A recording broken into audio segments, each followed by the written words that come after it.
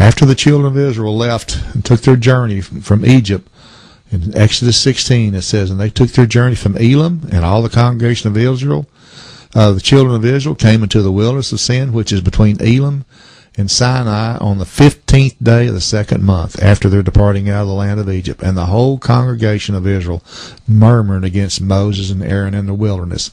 So we have a specific date here. It's 2:15. The 15th day of the second month, the children of Israel murmured. Now, in Exodus 16 also it says, and then the Lord said unto Moses, behold, I will rain bread from heaven for you, and the people shall go out and gather a certain rate every day, that I may prove them whether they walk in my law or no. And it shall come to pass that on the 6th day thou shalt prepare that which they bring in. It shall be twice as much as they gather daily. So what that means is they'll gather for 6 days, but twice as much on the 6th day, because the next day is obviously going to be Sabbath. And here the Lord just puts it right in plain language for us. 6 days shall gather, but on the 7th day, which is the Sabbath, in it there shall be none. So,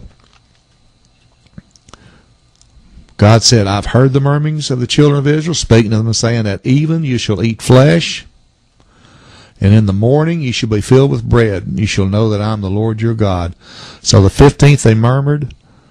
That evening, the evening which began the 16th day, quail came up. They had flesh to eat. They had quail to eat that night.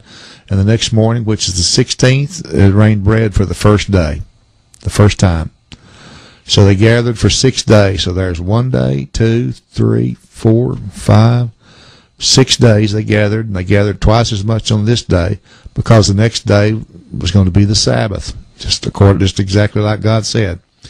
So now all we do is just put the days of the week in there. That's real simple. The 15th was obviously a Sabbath. The 16th is the first day. They gathered twice as much on the 6th day, and the next day was the Sabbath. There we have it.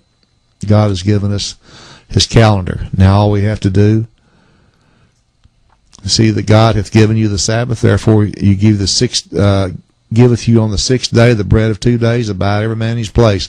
Let no man go out of his place on the 7th. So the people rested on the 7th day. Now all we have to do is just divide that up. And I'm going to put 2 weeks up here so it'll all fit on this one screen. And just start counting backwards. It takes us exactly right to the first day of the first month of the beginning of months. It shows us the 10th day of the month when they brought the lamb in was on the Sabbath. It also shows us the first Passover, which is on the 14th. And your lamb shall be without blemish, a male the first year, and you shall take it from out of the sheep or the goats, and you shall keep it up until the 14th day of the same month.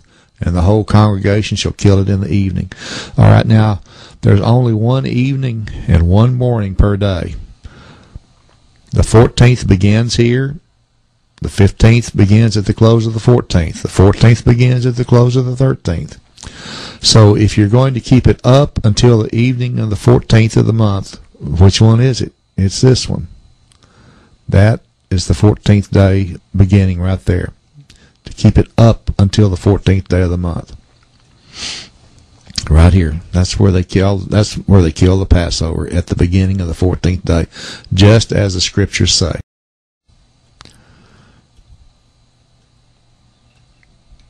Now it shows us our unleavened bread, the very first week of unleavened bread, the very first feast of unleavened bread. It shows us the day of unleavened bread.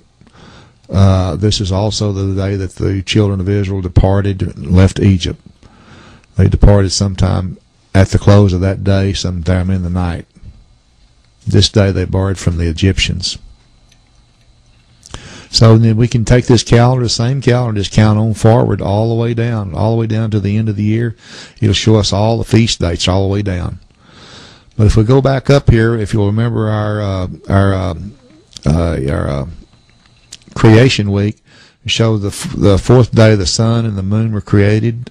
The 5th day was the first day of the beginning of months, the first day the clockwork worked. That's exactly what it did on the Manna week. And on the creation week. It also shows us when they brought the lamb in. It shows us when the first Passover was. It shows us when the Exodus was. Now this shows us the likeness of crucifixion week as well. In Luke 22, the Lord said, "And ye shall say unto the goodman of the house, the master saith unto thee, Where is the guest chamber, where I shall eat the Passover with my disciples? And he shall show you a large upper room, there make ready. And they went and found as he said unto them, and they made ready the Passover. And when the hour was come, he sat down with the 12 apostles and him, and he said unto them, With desire I have desired to eat this Passover with you before I suffer." Now we know he was crucified on the 14th day, and the Lord has said 3 times right here that is the Passover. Now these are the feasts of the Lord. He's the Lord, and I'm sure he knows where the Passover is to be observed. I don't see how there can be any question about that. He is there to eat the Passover, ready to eat this Passover with you before I suffer. He's observing, he and his disciples are observing this Passover here, right here. Not here, like the Jews do, but here.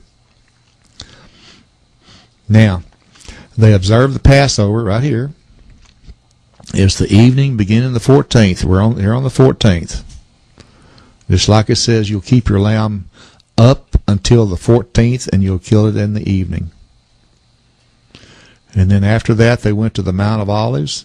Yeshua was betrayed. He was first taken to Annas, and then was taken to Caiaphas. All this took place late that evening, into the night, and up into daybreak.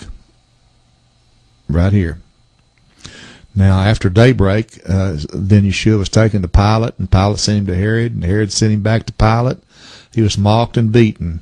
All this was early morning to late morning on the 14th.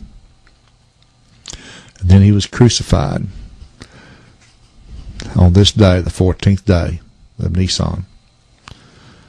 Now, he was on the cross or the tree from the 6th hour to the 9th hour, which means he was on there from about noon till about mid-afternoon.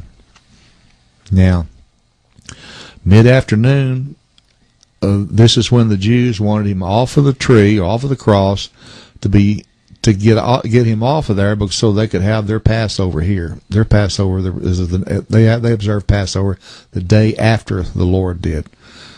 Here, that's where they observed their Passover. Now, here's the scriptures that shows this. John 19:42. This is after the Lord was crucified, and they laid him in the sepulchre. There they laid Jesus, therefore, because of the Jews' preparation day, for the sepulchre was nigh at hand. So this is the Jews' preparation day here. Begins here. Not over here, but over here. Also, there's another scripture in John 18:28 that talks about before he was on the cross that they led him to Caiaphas. From Caiaphas to the hall of judgment hall. Then they led Jesus from Caiaphas into the hall of judgment, and it was early this day. And they themselves went not to the judgment hall, lest they should be defiled, but that they might eat the Passover. They're going to have the Passover here. Yeshua has already had the Passover, or Jesus. Yeshua is his name in Hebrew. Jesus is his Christian nickname. So you'll hear me referring to him as Jesus and Yeshua. But there, the Jews were about to eat. They wanted him judged and everything, so they could get this taken care of, so they could eat their Passover, which is right here. So, he was crucified on the 14th. He was in the tomb, placed in the tomb at the close of the day, at the end of the 14th day, beginning the 15th day of the month. And the Jews observed their Passover here. Jesus was in the tomb. There's the evening and the morning was one day. The evening and the morning is 2 days. The evening and the morning is 3 days. There's 3 days and 3 nights in the tomb right there. And as it began to dawn towards the first day of the week, right here, the evening and the morning was the first day of the week. Yeshua was up and gone and resurrected. Now all we have to do is just count on the rest of the days of the month, and it takes you all the way through the rest of the year. This is the Exodus year.